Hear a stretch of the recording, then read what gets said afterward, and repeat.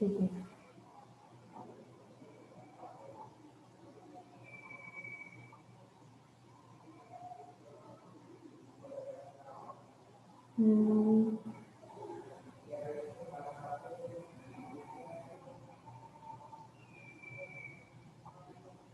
नादिया थी ना हमारे साथ तो अभी।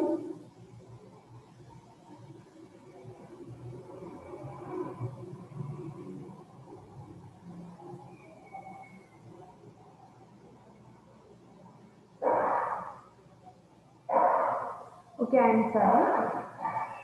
अच्छा, ग्रीन फील्ड इन्वेस्टमेंट में जैसे मैंने आपको बताया, जो वो बिजनेस जो स्टार्टअप न्यूली स्टार्ट होता है, एग्जिस्टिंग बिजनेस को बाय करना एक अलग चीज है, और स्टार्टअप जो होता है वो it is the kind of green field investment, जिसमें आप स्टार्टिंग से जो है बिजनेस सेटअप करते हैं, ठीक है, किसी दूसरे बिजनेस को एक्वायर नहीं करते। It is the form of FDI where a parent company built its operation in a foreign country from the ground up। ठीक है, वो कह रहे हैं कि ये वो फॉर्म है FDI की, जहां पर आप जो है लाइक पाकिस्तान में मैं कहती हूँ कि नेस्ले कंपनी जो है अपना स्टार्टअप करेगी, तो वो यहाँ पर एक पहले स्पेस लेगी, उसके बाद उस पर जो है बिल्डिंग खड़ी करेगी, या फिर रेंट पे बिल्डिंग लेगी, जो भी है।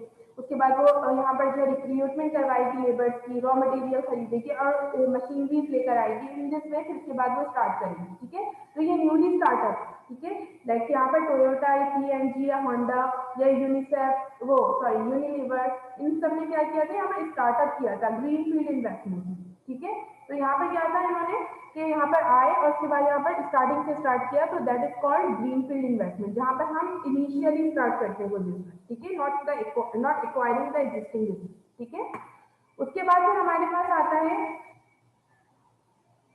Horizontal FDI। अच्छा, हॉरिजेंटल का आपको शेप पता है किस तरह का होता है? ठीक है, हॉरिजेंटल किस तरह का होता है भाई? जो कि हमारे पास जो है वो एक्स एक्सिस की तरफ जा रहा होता है। ठीक है, an investment made by multinational companies in different nation.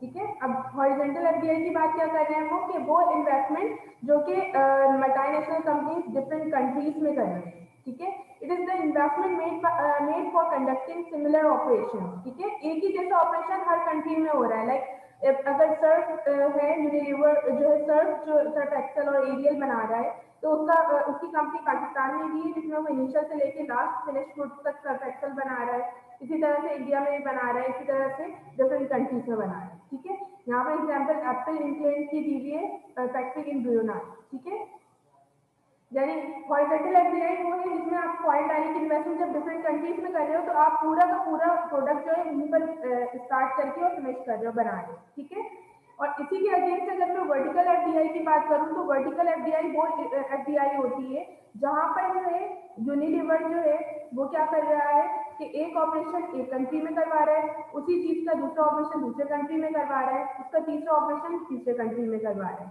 ठीक है, तो इस तरह से जो है लाइक अगर मैं बात करूं होंडा कंपनी, ठीक है, तो उसको लगता है फॉरेन कंट्री को कि होंडा कंपनी के जो इंजन हैं वो पाकिस्तान में ज़रा सस्ते और बहुत एफिशिएंटली बन जाएंगे। ठीक है, इसके अलावा उसकी बॉडी जो है वो जापान जो है बहुत अच्छी बना सकता है और चीपली बना सकता है। ठीक है, और इसी तरीके से उसको पता चल जाता है जब वो एनालाइज करता है और मार्केट सर्वे करता है, रिसर्च करता है, तो पता चलता है कि हाँ भाई यहाँ पर इस पर्टिकुलर चीज को जो है बहुत लो कॉस्ट में और बहुत एफिशिएंटली बना दिया जाएगा। तो फिर वो FDI जो फॉरेन डायरेक्ट इन्वेस्टमेंट जो कंट्री कर रही होती है ना, वो स्पेसिफिकली करती है, लाइक जिस कंट्री की जो चीज बहुत ज्यादा लीस्ट कॉस्ट में और बहुत एफिशिएंटली वो प्रोड्यूस कर सकते हैं, वहां पर जस्ट वो चीज सेटअप करती है। ठीक है, वो होंडा कंपनी की पूरी कार्ड जो है वो एक ही पाकिस्तान में बिठाकर नहीं वो बनाएंगे, बल्कि वो क्या करेंगे, ये देखेंगे पाकिस्तान में कौन सा चीप रॉ मटेरियल है और लेबर अवेलेबल है कि नहीं, किस चीज के लिए, तो वो उस स्पेसिफिक पार्ट को जो है वो पाकिस्तान में बनाएंगे, कुछ स्पेसिफिक पार्ट को इंडिया में बनाएंगे, और इस तरह करके वो डिफरेंट चीजें जो है डिफरेंट कंट्रीज में बना रहे हैं। तो आपको समझ में आया होगा कि हॉरिजॉन्टल FDI वो होती है जहाँ पर आप डिफरेंट कंट्रीज में वो मल्टीनेशनल ओपन करते हैं, और होंडा कंपनी की पूरी कार्ड जो है वो पाकिस्तान में भी स्टैब्लिश हो रही है, और उसी तरह से इंडिया में भी बन रही है, और इसी तरह से डिफरेंट कंट्रीज में बन रही है। लेकिन वर्टिकल FDI क्या है कि होंडा कंपनी ने इंजन कंट्री से पाकिस्तान से बनाया है, बॉडी जो है वो इंडिया से बनवा रहे हैं, स्टीयरिंग और व्हील्स जो है वो जापान से ले रहे हैं। तो इन में वो क्या कर रहे हैं, एक चीज को उन्होंने ब्रेक कर दिया है। ठीक है, अपने ऑपरेशन को। I think it is clear to you.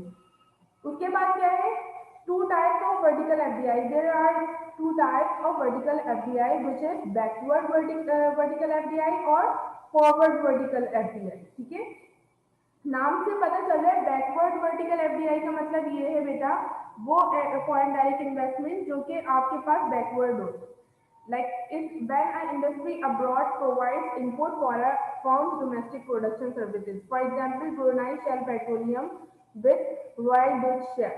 ठीक है, अब वो क्या बोल रहे हैं कि क्योंकि मैंने आपको बताया कि वर्टिकल एफडीआई क्या है, वो एफडीआई है जहाँ पर आप ऑपरेशंस जो हैं एक चीज को बनाने के ऑपरेशन एक्टिविटीज जो है आपने डिफरेंट कंट्रीज को डिस्ट्रीब्यूट करें. ठीक है, तो अब आप ये देखोगे जैसे इंडिया को अगर आपने बोल दिया है कि आप जो इंजन बनाओगे, ठीक है, तो उसका रॉ मटेरियल कहाँ से आएगा, उसका रॉ मटेरियल पाकिस्तान से आएगा. ठीक है, इसी तरह से वो बैकवर्डली इंगेज है, यानी कि वो इंजन उनको प्रिपेयर करना है, लेकिन उसके लिए स्टार्टिंग की जो मटेरियल है और इंजन में लाइक कुछ इंस्ट्रूमेंट है जो कि वो प्रिपेयर नहीं करते, वो कोई अनदर वन कंट्री करता है, तो इन दिस वो बैकवर्ड देखेगा. ठीक है, कि इस इंजन को प्रिपेयर करने की या इस कार को प्रिपेयर करने के लिए मुझे जो बाकी चीजें चाहिए वो मुझे डिफरेंट पीछे की जो चेन ऑफ कंट्रीज है उनसे चाहिए. ठीक है, इन दिस में अगर मैं फॉरवर्ड वर्टिकल एफडीआई की बात करूं तो वो इसमें होगा कि आपने जो है ये देखना है कि आपके पास जो चीज है उसके बाद ये फर्दर कौन से कंट्रीज में जो है ये चीज बिकेगी. Like if where industry abroad sells output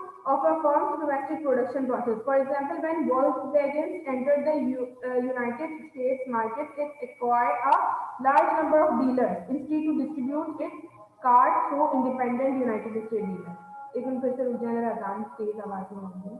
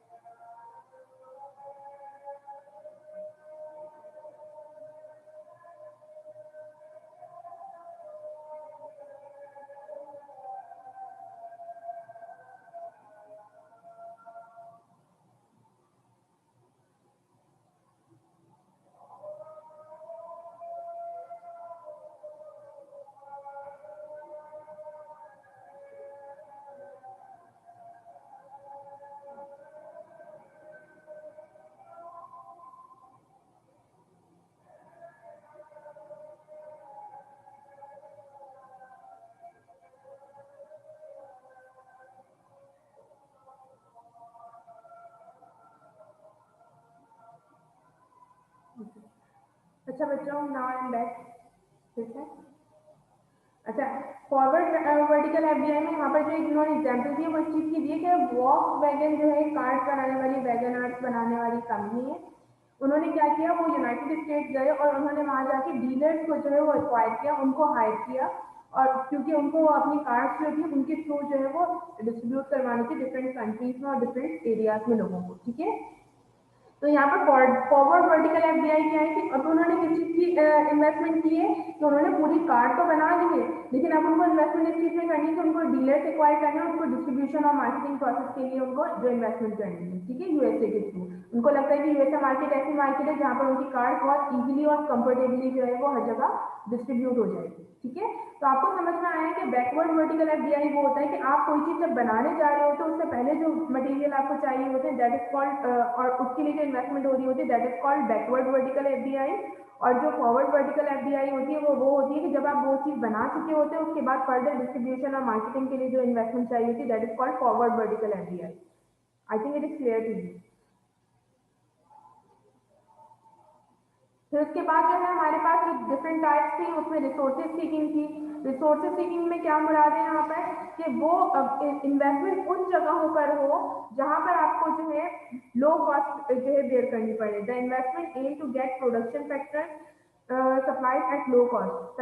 factor of production या प्रोडक्शन फैक्टर कौन से होते हैं आपको पता है, land, labour, capital and entrepreneur. तो आपका जो है वो फोकस वहां पर जो है इन्वेस्टमेंट का होना चाहिए जहां पर आपको ये तमाम रिसोर्सेज जो है वो इजीली अवेलेबल हो और चीपली अवेलेबल हो, ठीक है। लाइक अगर आप देखो तो आजकल बांग्लादेश जो है वो इकोनॉमी उसकी बहुत ज्यादा डेवलप करी है, उसका करेंसी भी बहुत ज्यादा हाई हो गया है। क्यों? Just because of its labour, we can get labour over there in cheap prices, ठीक है। हम बांग्लादेश की जो लेबर्स हैं वो चीपली अवेलेबल होते हैं, तो ज्यादा से ज्यादा फॉरेन डायरेक्ट इन्वेस्टमेंट जो है उस तरफ होना शुरू हो गई है क्योंकि वहाँ के जो लेबर फोर्सेस हैं वो चीपली जो है अवेलेबल होते हैं और एफिशिएंटली वर्क करते हैं, ठीक है। यहाँ पर हमने चाइना की एग्जांपल दी तो ऑब्वियसली चाइनीज जो है प्रोडक्ट आपको उसकी प्राइसेस से ही पता चल जाता होगा कि वहाँ पर जो लेबर फोर्सेस है वो भी बहुत ज्यादा चीप है, ठीक है। Now marketing seeking जो है is aim to realize a direct presence in the foreign market to quickly develop sales revenue and control the marketing and mix policy। अब इसमें क्या होता है आपको ये देखना होता है कि आपने जो प्रोडक्ट बनाया है उसकी टारगेटेड मार्केट कहाँ कहाँ है, ठीक है। तो इसके लिए जो रिसर्च होती है उसके लिए भी आपको इन्वेस्टमेंट की जरूरत होती है।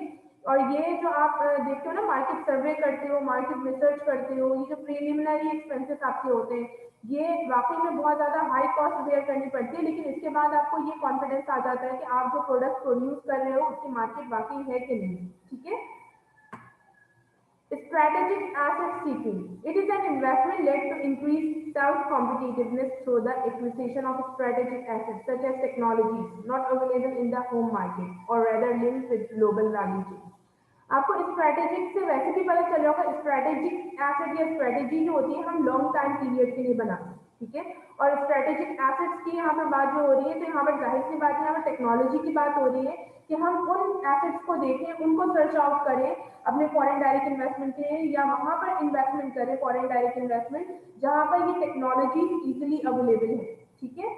तो ये एक अनदर टाइप होती है कि जिसमें हम फॉरेन डायरेक्ट इन्वेस्टमेंट को देख रहे होते हैं कि हम वहां पर उन जगहों पर जो है फॉरेन डायरेक्ट इन्वेस्टमेंट करें where we can easily get the strategic asset. Strategic asset क्या है? वो टेक्नोलॉजी जो कि डे बाय डे चेंज हो रही है, इनोवेट हो रही है और आपके कामों को बहुत ईजी बना दे रही है, एफिशिएंट बना दे रही है और बहुत कम टाइम में जो है आप बहुत large number of units produce कर लेते हैं, ठीक है। अच्छा, till this point do you have any question both of you?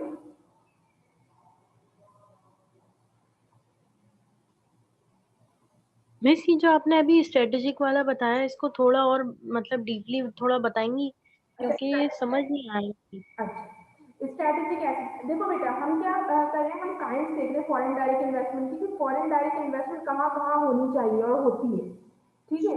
तो इससे पहले अगर आप देखो तो यहाँ पर मैंने बात की थी रिसोर्स सीकिंग की कि उन जगह पर फॉरेन डायरेक्ट इन्वेस्टमेंट होगी जहाँ पर आपके पास 4 फैक्टर्स ऑफ प्रोडक्शन जो होते हैं वो इजीली और चीपली अवेलेबल होंगे, ठीक है। उसके बाद फिर मैंने बात की कि एफडीआई वहां पर होगी जहां पर उसकी टारगेटेड मार्केट होगी, ठीक है। उसके बाद फिर मैंने बात की स्ट्रैटेजिक एसेट सीकिंग की कि आप उन जगहों पर जो है फॉरेन डायरेक्ट इन्वेस्टमेंट करोगे जहां पर जो है आपको टेक्नोलॉजी जो है वो इजीली अवेलेबल होगी, ठीक है। टेक्नोलॉजी हर कंट्री में अवेलेबल नहीं है, तो जिन जगहों पर अवेलेबल है वहां पर हम करेंगे। This kind of investment typically regards firm located in emerging और developing countries, particularly China, and are often undertaken for various reasons such as lower cost of production or the will to expand on overseas markets.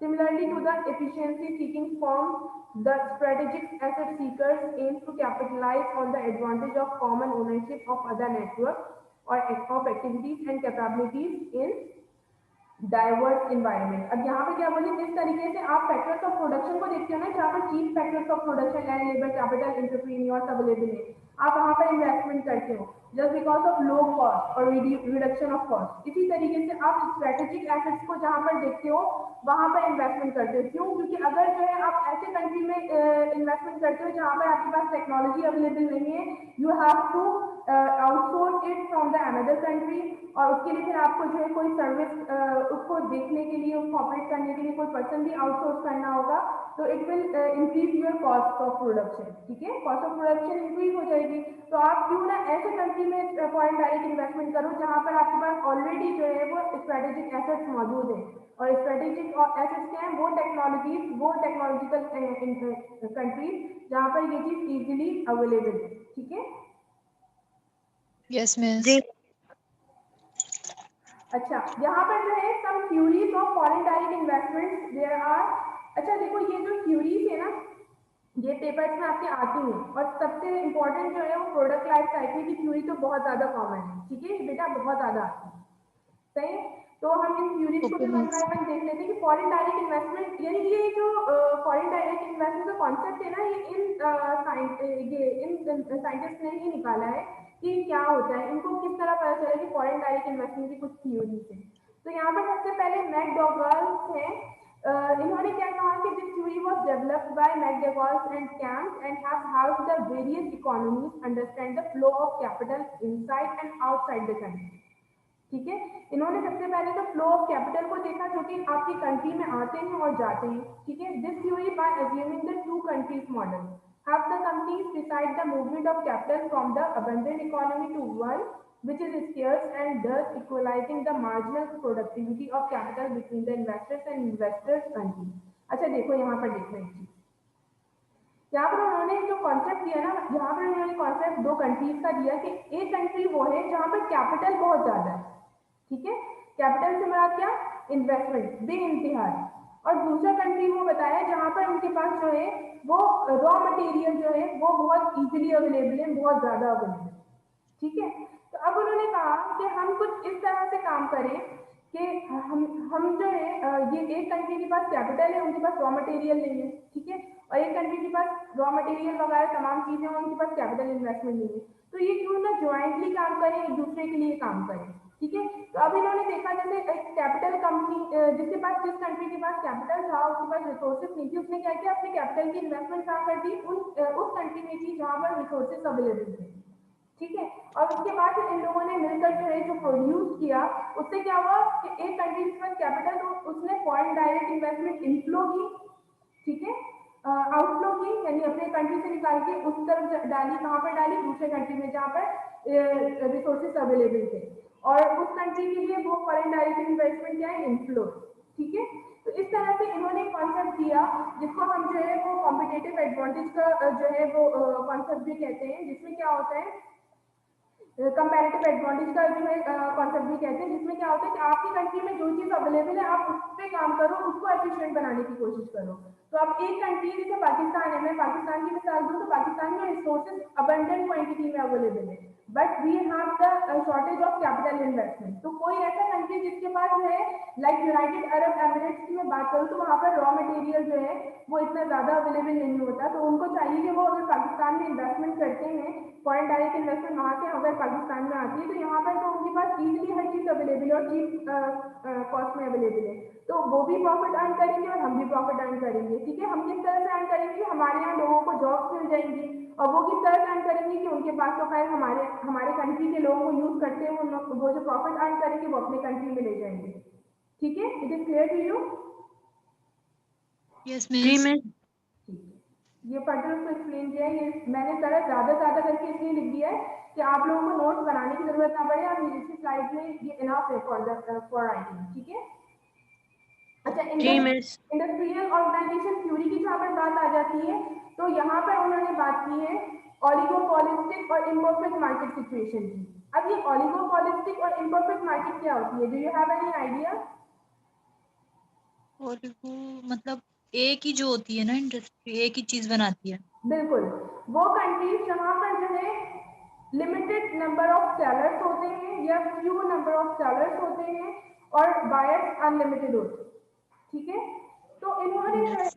ये producers के point of view से बनाई ये theory, international organisation theory. इसमें उन्होंने जो sellers थे उनको एक एडवाइस दी कि आप जो है अपने कंट्री में अगर आप मोनोपोली रखते हो, लेट सपोज हमारे पाकिस्तान वो कराची में के इलेक्ट्रिक है, इस तरह के डिफरेंट सप्लायर्स होते हैं जो कि मोनोपोली रखते हैं, है ना, या बहुत कम होते हैं उस चीज को प्रोड्यूसर्स उसको मैन्युफैक्चर करने वाले, और जो है बायर्स बहुत ज्यादा होते हैं। तो उनके लिए ये चीज बनाई थी कि this policy by making the companies know the above advantage confers on the them and edge over their competitors in foreign locations, ठीक है, एंड दस have compensate the additional cost of operating in an unfamiliar environment। अब उन्होंने कहा कि आपको चाहिए कि आप जो है अपनी जो भी कंपनी है वो ऐसी जगह पे बनाओ जहां पर जो है आपको परफेक्ट कंपटीशन ना मिले, ठीक है, इनपरफेक्ट कंपटीशन मिले, लाइक आप एक सोल प्रोड्यूसर हो, ठीक है, या बहुत मिनिमम प्रोड्यूसर हो, ठीक है,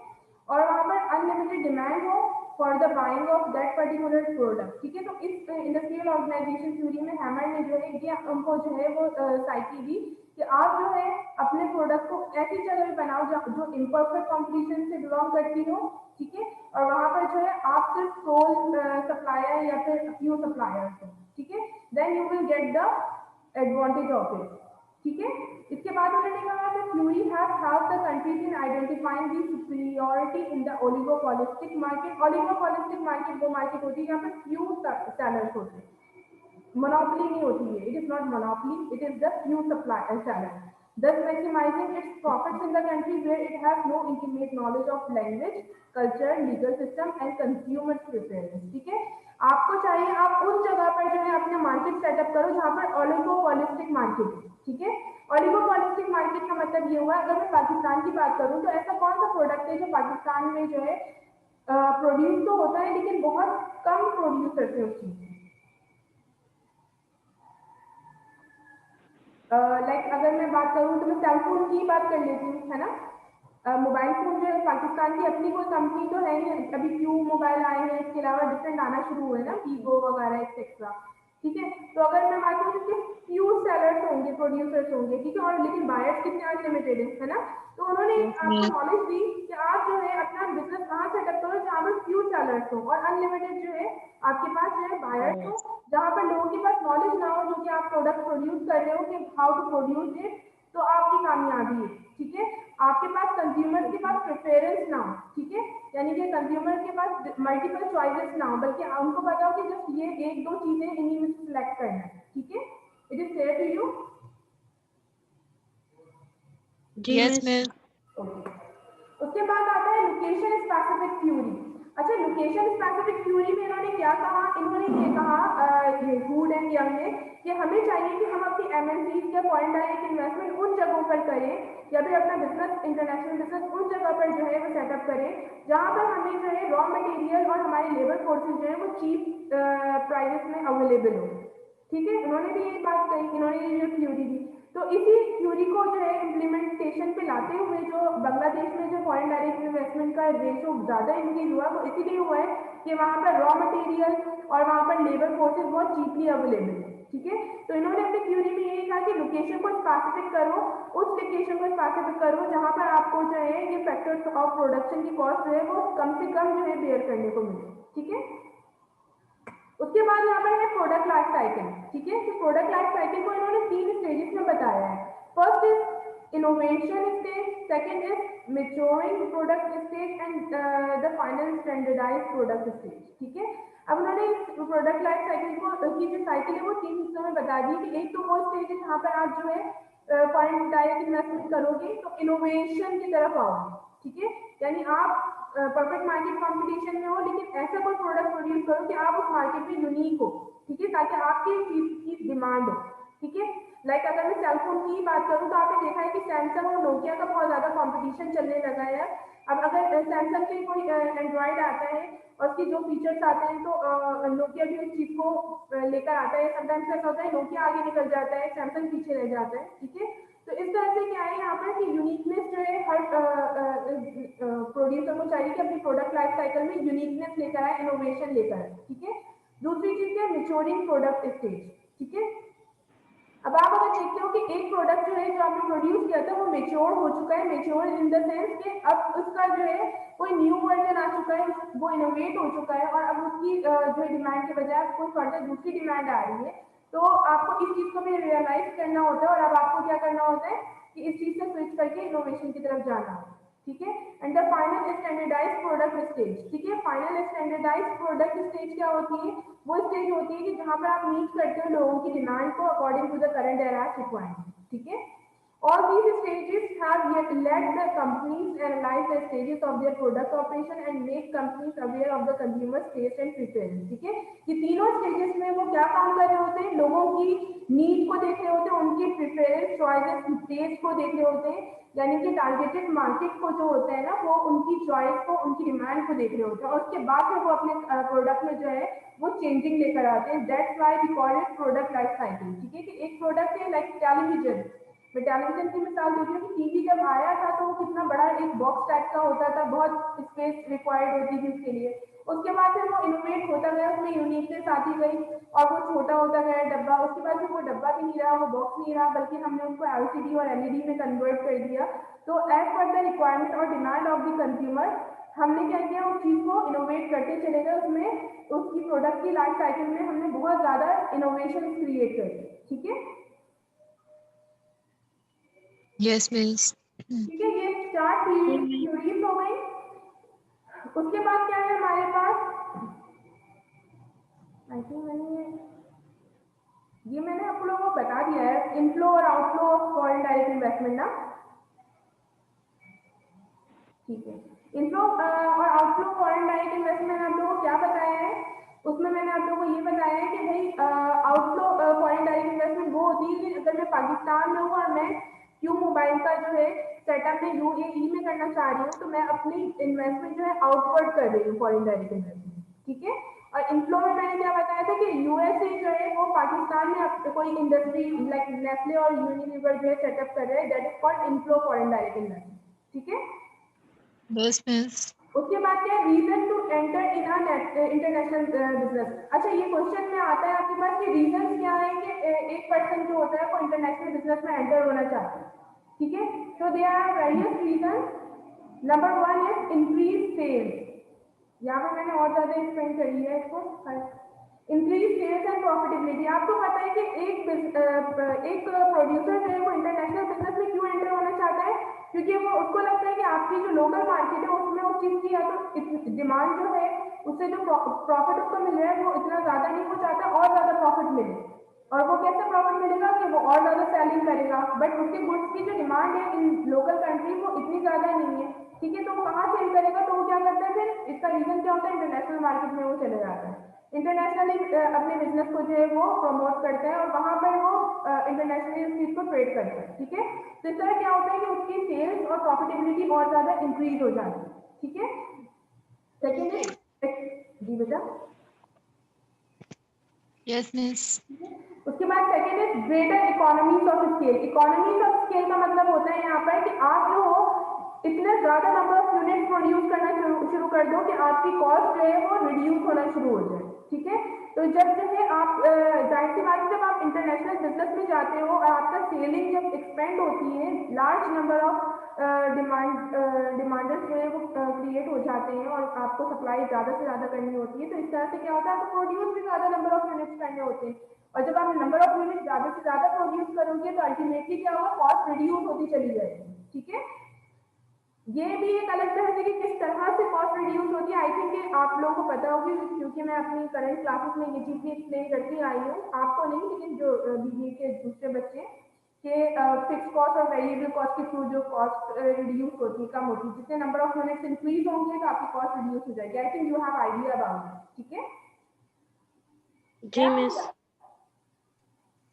यस मिस। है ना, बस सही है। तो ग्रेटर इकोनॉमिक ऑफ स्केल से आपको पता चल रहा है कि भाई ग्रेटर इकोनॉमिक ऑफ स्केल किस तरह से हो जाती है कि आपके पास जब उस चीज की आप सेल ज़्यादा से ज़्यादा करोगे तो आप नंबर ऑफ यूनिट्स ऑब्वियसली इसी बातें ज़्यादा से ज़्यादा बनाओगे और उससे आपकी कॉस्ट रिड्यूस हो जाएगी।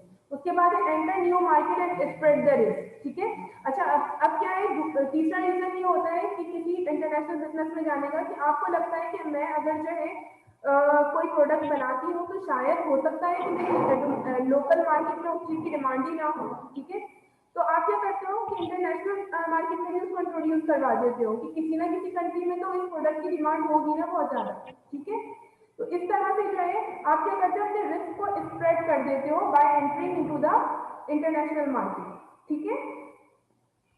उसके बाद है attracting new talent. Going international enables companies to have access to a broader talent pool. Employees that speak multiple languages and are accustomed to different cultures are able to amplify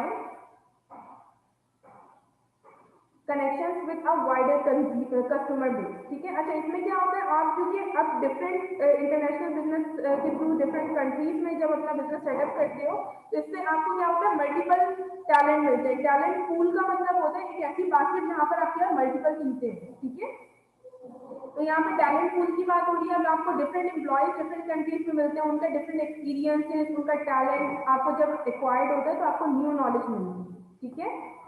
उसके बाद है saturation of home market and competitor, ठीक है? अब यहाँ पे क्या होता है कि आपको पता है कि आपको ये डर होता है कि भाई जो स्मॉल बेस इंडस्ट्रीज हैं या फिर आपकी जो लोकल इंडस्ट्रीज हैं तो वो इतनी ज़्यादा एक्सपेंड हो गई आपकी लोकल कंट्री में कि आपका प्रोडक्ट इस लोकल मार्केट में बिकेगा भी कि नहीं। तो आप क्या करते हो, for that sake, for avoiding that risk, आप क्या करते हो, डिफरेंट कंट्रीज में भी अपना प्रोडक्ट इंट्रोड्यूस करवा देते हो कि अगर आपकी कंट्री में जो उस प्रोडक्ट को नहीं भी चूज किया जाएगा तो बाहर किया जाएगा। और दूसरा रीजन ये होता है कि आपको पता है कि जब कोई प्रोडक्ट जो है वो इंटरनेशनल मार्केट से बिलोंग करता है तो उस प्रोडक्ट को जो है आप उसके लिए आपका जो कॉन्फिडेंस होता है ना वो ज़्यादा इनहेंस हो जाता है और आप उस चीज़ को ज़्यादा प्रेफर करते हो कंपैरेटिवली कोई लोकल नाम के प्रोडक्ट से, सही है? हालांकि दोनों की प्राइस सेम है या थोड़ा बहुत ही फ्लक्चुएशन होता है तो आप प्रेफर उस प्रोडक्ट को करते हो जो इंटरनेशनल मार्केट में इंट्रोड्यूस हुआ होता है, ठीक है, जो फेमस होता है।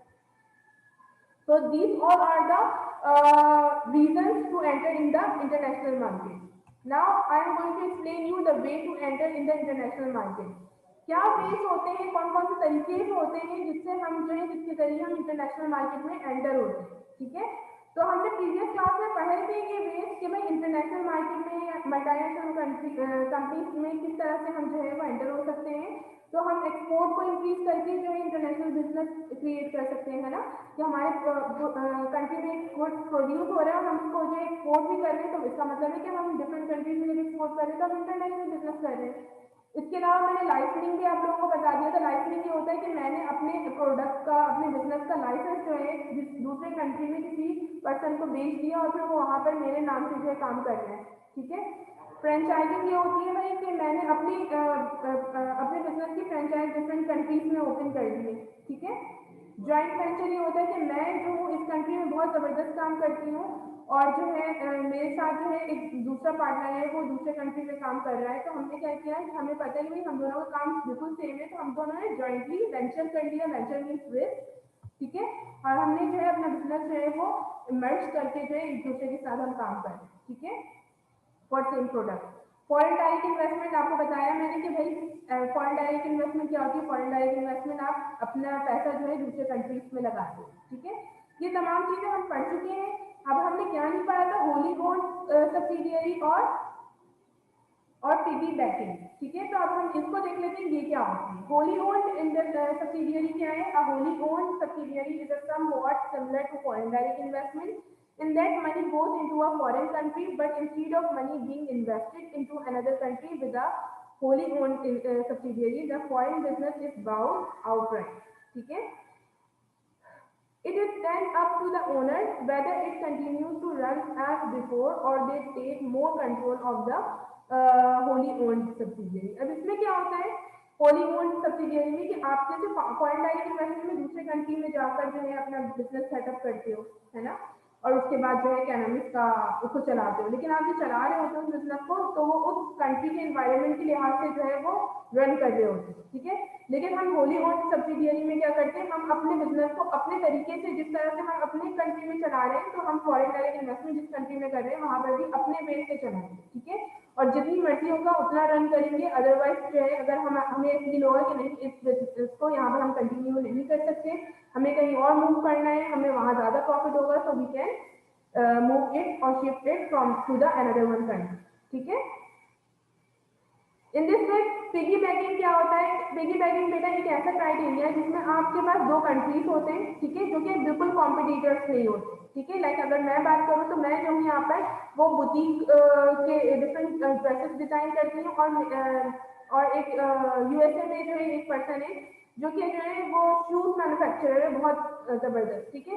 तो हम क्या करेंगे, हम दोनों ने एक दूसरे से क्रॉस जो है वो सेल करनी है, ठीक है। क्रॉस सेल किस तरह से करनी है, मुझे पता है कि यूएसए में जो है बुटीक का काम बहुत जबरदस्त माइंड ब्लोइंग है और वहां पर मेरे कपड़ों की बहुत रिक्वायरमेंट है। इन दिस में वो सामने वाला पर्सन ये सपोज करेगा कि भाई ये शूज जो है वो पाकिस्तान में बहुत ज्यादा रिक्वायर्ड है, बट अब क्या मसला क्या होता है, क्योंकि हमें लगता है कि भाई हम जो है वो जब हम इंटरनेशनल बिजनेस सेटअप करेंगे तो उसके लिए हमें जो रूल्स एंड रेगुलेशन फॉलो करने हैं और जो डॉक्यूमेंटेशन करनी है उसमें हमारे पैसे बहुत ज्यादा कॉस्ट हाई होगी। तो हम क्या करते हैं, एक दूसरे से म्यूचुअल अंडरस्टैंडिंग के थ्रू जो है वो कंपनी मेरे प्रोडक्ट को अपने कंट्री में प्रमोट करेगी और उसका प्रोडक्ट जो है मैं अपने कंट्री में प्रमोट करूंगी अपने नाम से, ठीक है। तो इस तरह के जो कॉस्ट जो सेलिंग हम कर रहे हैं एक दूसरे के प्रोडक्ट की, ठीक है, तो this way of international business is called piggybacking, ठीक है। It is clear to you? जी मिस। ठीक है, अच्छा बेटा यहाँ पर हमारा ये वाला टॉपिक जो है वो कंप्लीट हो गया। If you have any query so you can ask me. No miss. Miss next session में इंशाल्लाह, ठीक है, और जी वाइंड अप करते हैं, ठीक है। Okay okay miss. ओके।